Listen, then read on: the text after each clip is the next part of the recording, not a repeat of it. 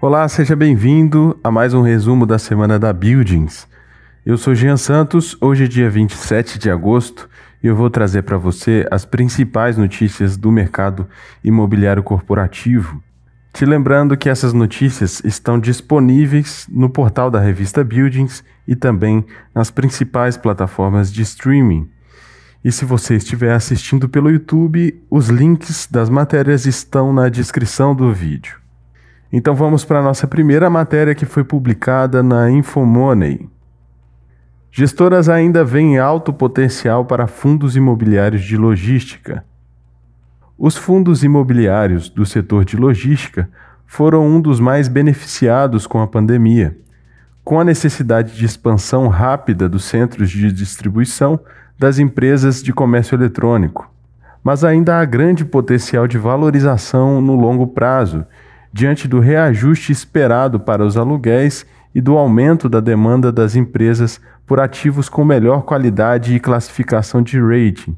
Essa, ao menos, é a forma como os especialistas Pedro Carras, gestor de real estate da XP Asset Management, e Marcelo Fedak, CEO da Blue Macau, avaliam o setor de mercado de fundos imobiliários. Para Carras, o segmento de fundos de galpões logísticos pode ser beneficiado diante da demanda crescente das empresas de comércio eletrônico. Além disso, ele também destaca um movimento esperado para os próximos meses, conhecido como Flight to Quality, em que investidores buscam ativos de melhor qualidade e com melhor classificação de risco dentro do nicho. Hoje, boa parte dos galpões logísticos não é AAA. Acredito que deve ocorrer um movimento Flight to Quality e isso também deve impulsionar o mercado, destaca. Já a Fedak observou que os valores dos aluguéis cobrados dos inquilinos de galpões logísticos seguem bastante depreciados. Segundo o CEO da Blue Macau, a participação do comércio eletrônico dentro do varejo brasileiro também segue bem atrás de países emergentes, como a China, em que o e-commerce representa 50% do mercado, assim como de outros locais como os Estados Unidos e Europa. Abre aspas. A gente vai virar o que é os Estados Unidos e a Europa daqui a alguns anos. O comércio eletrônico deve representar entre 15% e 20% das vendas no varejo. É um setor interessante para estar posicionado. Fecha aspas.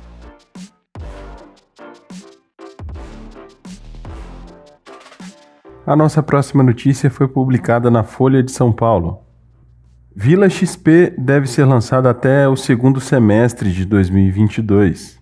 A Vila XP, nova sede da corretora que será estabelecida em São Roque, São Paulo, deve ser lançada até o segundo semestre de 2022. Segundo Guilherme Bentimol, presidente do Conselho de Administração e fundador da XP, o lugar será utilizado para algumas práticas, como a integração de novos funcionários, treinamentos e trocas de práticas. Essa pandemia trouxe muitos aprendizados, principalmente que dá para trabalhar de um jeito diferente. Estamos fazendo o Silicon Valley brasileiro, afirmou o empresário. Além disso, a corretora adotará permanentemente um modelo mais híbrido de trabalho, que aceite o home office cada vez com mais frequência. Dos 5.000 funcionários da companhia, 70% não estão mais concentrados em São Paulo.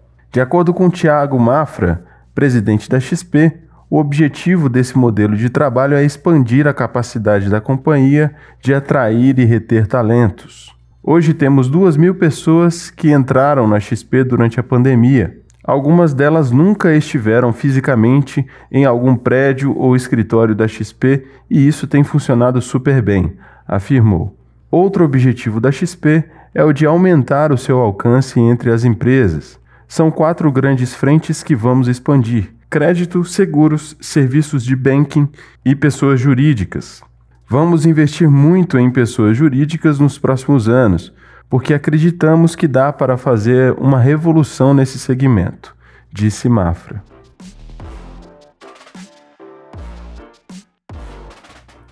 A nossa próxima notícia foi publicada no Estadão. De olho no pós-pandemia, Citi conclui reforma de 150 milhões de reais em sede no país. O Citi concluiu a reforma milionária em sua tradicional sede no Brasil. Enquanto parte do setor financeiro migra para a região da Faria Lima, o banco americano preferiu modernizar o tradicional prédio na Avenida Paulista, em São Paulo, no qual está há 35 anos. Foram 150 milhões de reais de investimento. Ao menos nisso, a pandemia ajudou. Com o prédio esvaziado, as obras foram aceleradas. Um dos desafios do projeto era justamente fazer a reforma com os funcionários trabalhando no local. O prédio do Citi foi todo remodelado e adequado à questão de distanciamento social e à sustentabilidade. Também passou a contar com espaços compartilhados, além do reforço tecnológico. Atualmente, o Citi tem apenas 4% do seu time no Brasil em trabalho presencial.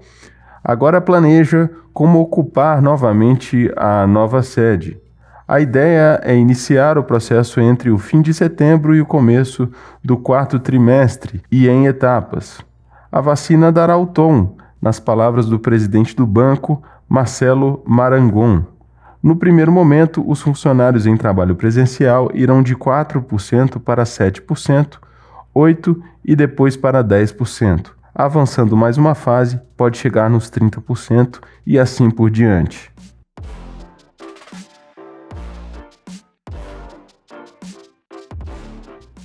A nossa próxima notícia foi publicada no Valor Econômico. Fundos imobiliários correm para substituir o IGPM. A aceleração do Índice Geral de Preços ao Mercado, o IGPM, que acumula alta de 33,83% em 12 meses, levou proprietários de imóveis e inquilinos a negociar a troca do indicador como referência no reajuste de contratos de aluguel pelo Índice Nacional de Preços ao Consumidor Amplo, o IPCA. Gestores seguiram o mesmo caminho e buscaram alternativas para evitar sustos na indústria de fundos imobiliários. Em março desse ano, profissionais já haviam antecipado os riscos que a alta do IGPM poderia apresentar para o mercado. Gestores viram a nuvem a quilômetros de distância e começaram a manobrar o avião. Se a nuvem realmente se transformar em chuva, acho que podemos ter problemas isolados, mas longe de comprometer os fundos e trazer prejuízos irreparáveis, diz o analista-chefe de fundos imobiliários da Suno, Marcos Baroni. Na mesma linha, Camila Almeida, sócia fundadora da Habitat Capital, ressalta que, enquanto muitos investidores comemoraram a alta do IGPM, o mercado passou a ver o fenômeno como um ponto de atenção. Isso porque, segundo a profissional, a escalada do indicador coloca em xeque o repasse total ao preço dos aluguéis, e nas poucas situações em que é feito, surge o risco da inadimplência, o que poderia provocar um aumento da taxa de vacância e comprometer os fundos imobiliários. Em sua avaliação, abre aspas, o IGPM sempre foi usado no mercado imobiliário, mas, quando se fala de correção de aluguel, a variação do indexador muitas vezes está descolada da vida de quem sofre com o repasse. Fecha aspas. O IGPM é composto pelo Índice de Preços por Atacado, IPA, o Índice de Preços ao Consumidor, IPC, e o Índice Nacional de Custo da Construção, o INCC, cada um com um peso de 60%, 30% e 10%, respectivamente. Tais indicadores, por sua vez, medem a variação dos preços da economia, ponderando a produção, a exemplo de materiais de construção e commodities, que têm valores atrelados ao dólar e consumo, como alimentos.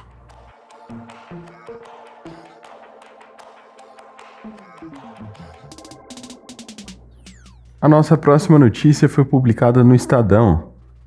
Metade de quem está em home office espera voltar ao escritório em 6 meses. O avanço da vacinação contra a Covid-19 no Brasil tem mudado cada vez mais as expectativas no mercado de trabalho. Metade dos profissionais que atualmente trabalham em home office esperam retorno ao escritório nos próximos 6 meses. Os jovens com menos de 25 anos, chamados de Geração Z, são os mais entusiastas dessa ideia por acreditarem que o presencial vai impulsionar suas carreiras. Essas percepções fazem parte do Índice de Confiança do Trabalhador, pesquisa realizada mensalmente pelo LinkedIn e divulgada na última segunda-feira, dia 23. Das mais de 400 pessoas que responderam à consulta em julho, 51% afirmam que já foi comunicada que deve voltar ao escritório nesse período. Outras 40% dizem que receberam sinalizações de que poderão trabalhar em casa no longo prazo ou optar por horários flexíveis. Voltar ao presencial é a chance que muitos enxergam para construir coletivamente, uma das características da geração Z. De acordo com a pesquisa, o que mais encoraja esse público são a ideia de avanço profissional e os benefícios oferecidos no ambiente.